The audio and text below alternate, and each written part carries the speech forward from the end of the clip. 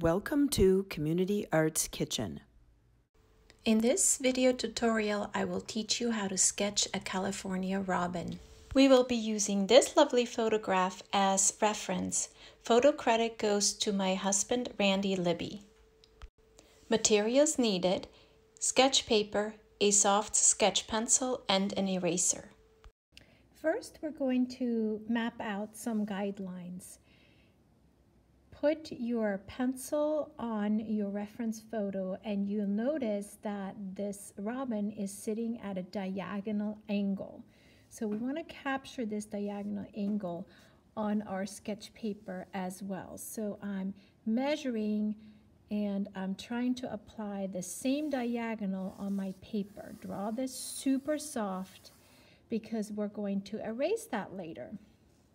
Now that we have the angle of the bird established, we are going to sketch in the oval shape for the body, and it's going to hug around and sit on that diagonal. Please don't worry about getting this oval exact.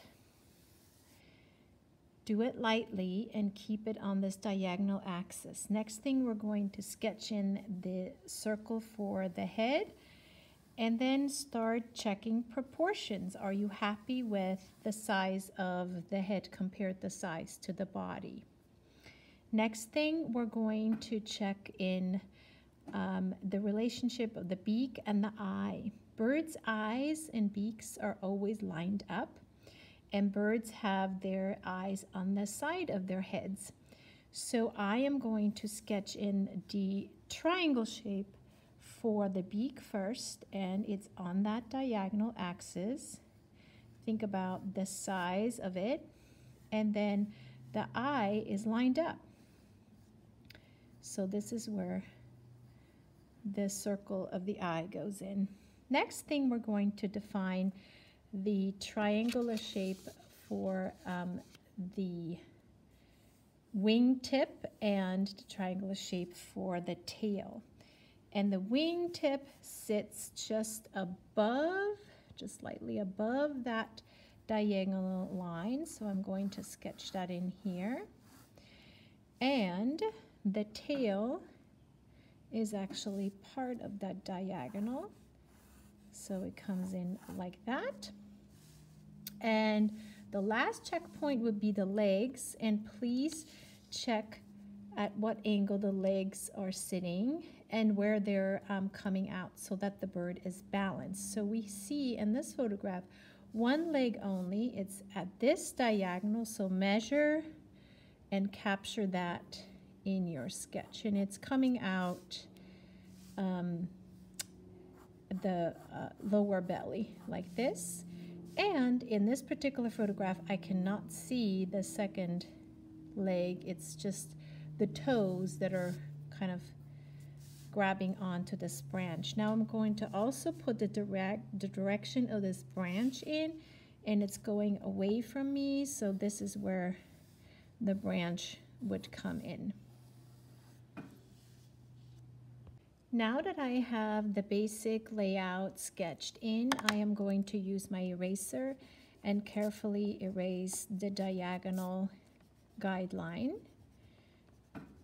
and get that out of the way.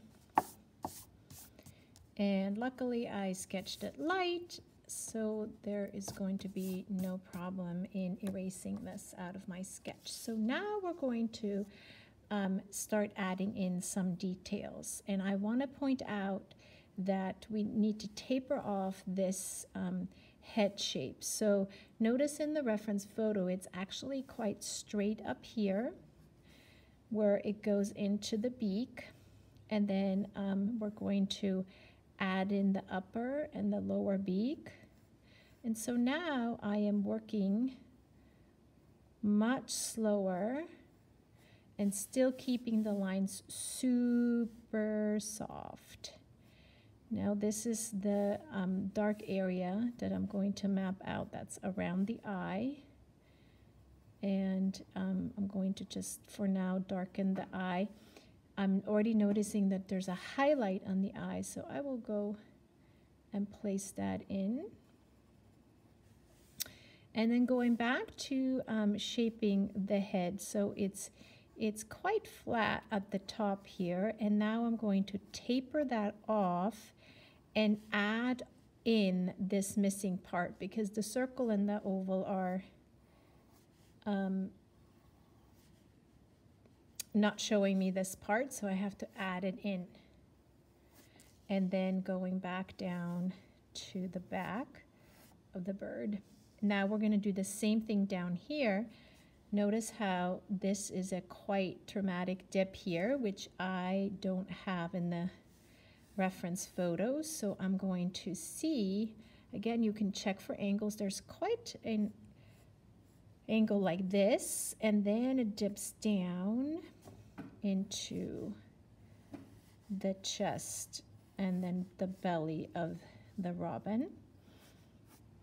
So that has really improved my drawing, and now I can take my eraser again and erase this. Or most of the time I just leave my marks underneath because I will add on top of it. Now let's figure out some of the details on the wings.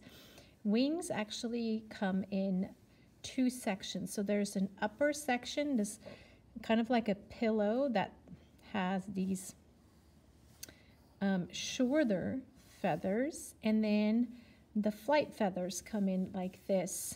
So they are much longer. So it's two pillows, like a pillow number 1 and a pillow number 2 that is more like a triangle. So this is sort of the outline for the wing. And then we can also work on the tail.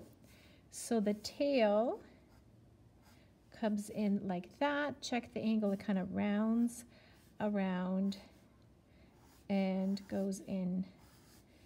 And we will add some more tail definition later on.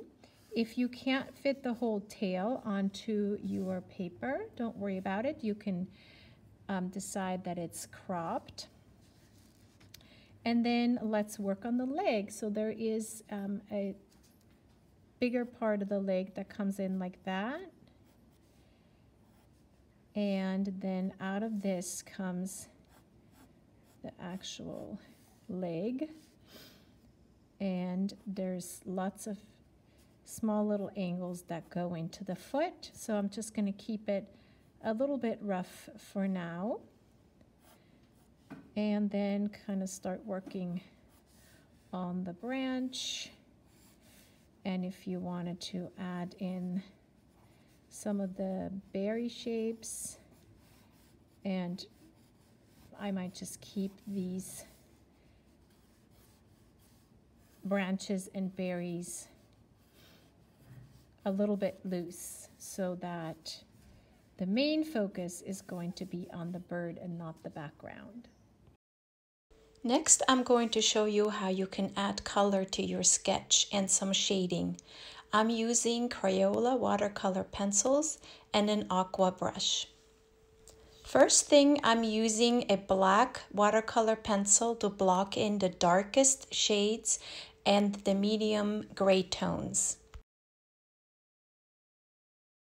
Next, I use the aqua brush to blend the midtones on the bird's back. For the bird's chest and belly, I use a light layer of orange, blending it in with the aqua brush, adding shading with brown and black, and adding highlights with yellow.